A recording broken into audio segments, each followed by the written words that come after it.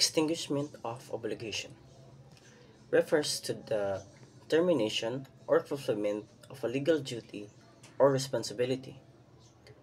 This occurs when the obligation is no longer enforceable due to various reasons such as payment, compensation, novation, merger, remission, confusion, impossibility of performance, or prescription. Novation is one of the ways to extinguish an obligation by replacing it with a new one. This replacement can involve a new object, a new debtor, or a new creditor. For novation to occur, there must be a previous valid obligation, an agreement to extinguish the old obligation, a new obligation created in place of the old one, a clear intention that the new obligation replaces the old one. Now, there are laws or articles that can be used in extinguishment of obligation. The articles 1292 up to 1295.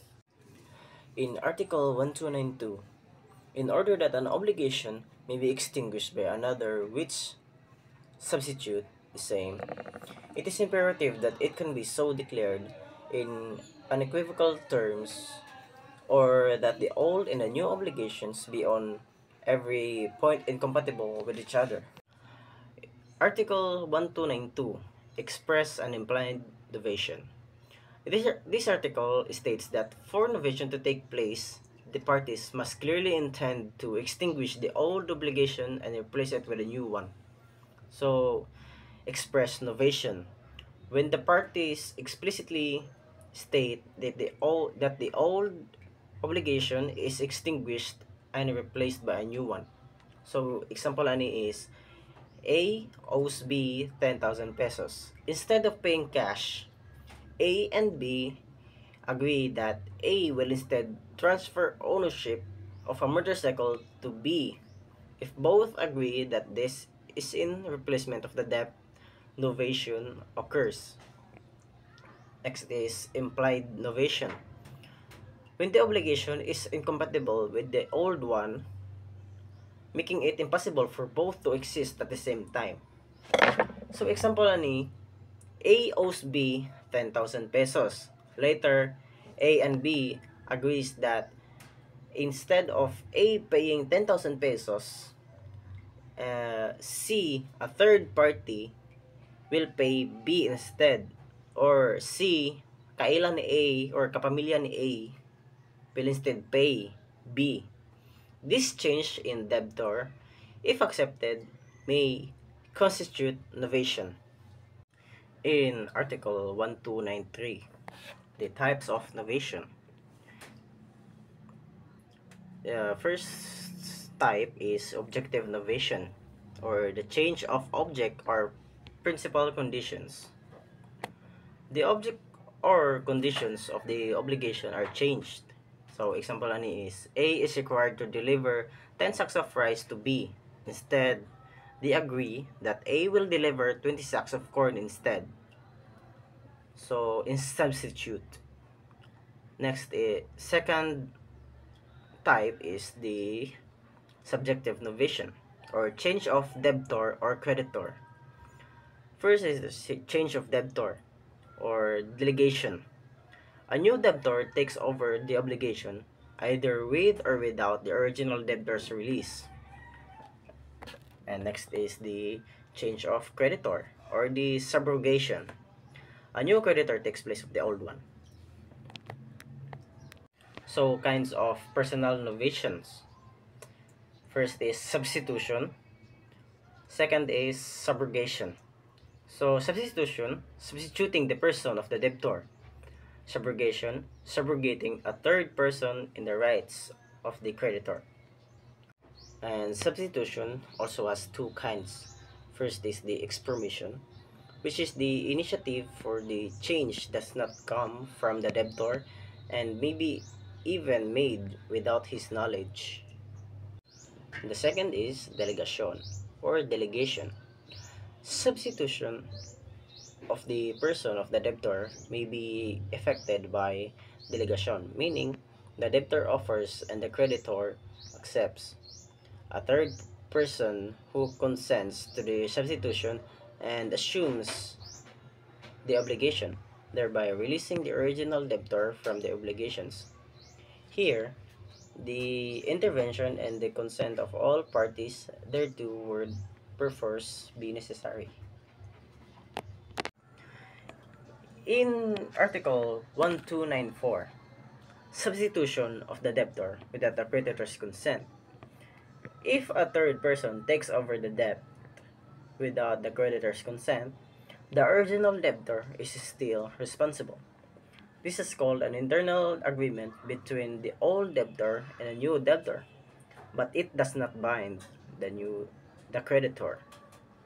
For example, A owes B 50,000 pesos and A and C agree that C will pay B instead.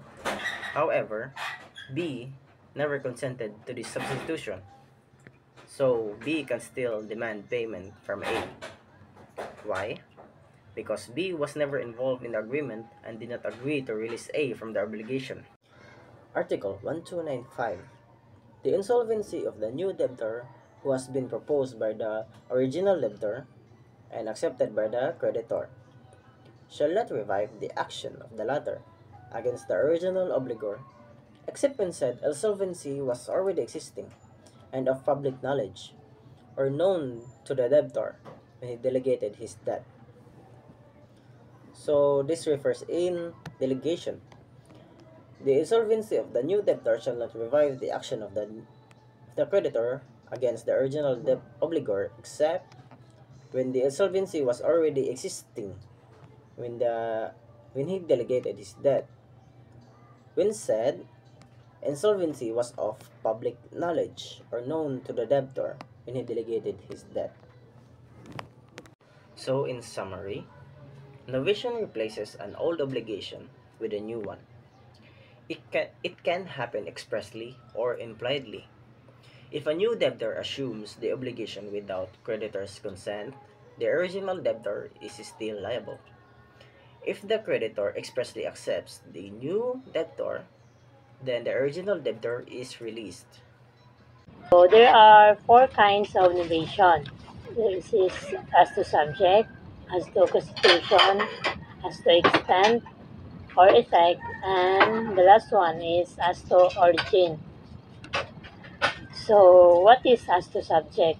The as to subject refers to the specific rights and obligations that are being transferred from one party to another within a contract. So now I'm going to report the section 6 of chapter 4, which is novation. So what is novation? Novation is the extinguishment of an obligation by the substitution or change of the obligation by a subsequent one which extinguishes or modifies the first. It means that it is a legal concept that involves replacing one party in a contract with another, while all parties involved must agree to this change. So what is Article 1291? Obligations may be modified by changing their object or principal conditions, substituting the person of the debtor, segregating a third person in the rights of the creditor. It talks about the resolution of contracts. It states that certain contracts can be cancelled or rescinded under specific conditions. Is there a form required innovation? As a general rule, no form of words or writing is necessary to give effect to innovation. And the second kind of innovation is as to constitution. So, as to their constitution, it means that it refers to the legal structure and framework of the obligation and the parties involved in a contract. So there are two types under the as to their constitution. The first one is expressed or explicit declaration. It is expressed when the new obligation declares in unequivocal terms and the old obligation is extinguished. This occurs when the intention to novate is clearly stated in unequivocal terms. The parties involved explicitly agree to the novation, making it clear that the original contract is being replaced by a new one. The second type of as to constitution is implied or material incompatibility. It is implied when the new obligation is incompatible with the old one on every point. This type arises when the old and new obligations are incompatible with each other, even if there's no explicit declaration of novation. The incompatibility must exist in essential elements of the obligation, such as the object or principal conditions. If the new obligation cannot coexist with the old one, it is considered an implied novation. The fourth kind of novation is as to origin. As to origin refers to the source or basis from which the novation arises. It indicates how the novation is initiated and the circumstances under it occurs. There are two types under the as to origin. The first one is legal. Novation which takes place by operation of the law. So legal novation means when the law mandates the substitution of the new obligation for an existing one. Legal novation can be happen automatically under certain circumstances, such as when a debtor is declared bankrupt and the obligations are transferred to a new party. And the second type of as to origin is conventional novation, which takes place by stipulation of the parties. This type of novation arises from the mutual agreement of the parties involved. It occurs when both parties consent to replace an existing obligation with a new one, clearly indicating their intention to novate. So there are three types under the as to subject. The first one is real or objective. It is made either by changing the object or the principal conditions. It means that this occurs when the terms of the contract change but the parties remain the same. For instance, if the original contract is modified to include the new terms or conditions, this is considered as objective novation. Example: X obliged himself to deliver a particular laptop to Y. Subsequently, they agreed that X will no longer deliver the laptop, but he will change it to deliver of two specific cell phones. In this case, the old obligation of X to deliver the laptop is extinguished because of the creation of a new obligation, and that is to deliver the two cell phones. The next type of as to subject is personal or subjective. The novations by substituting the person of the debtor or surrogating a third person to the rights of the creditor. It means that this involves the substitution of one of the parties in the contract.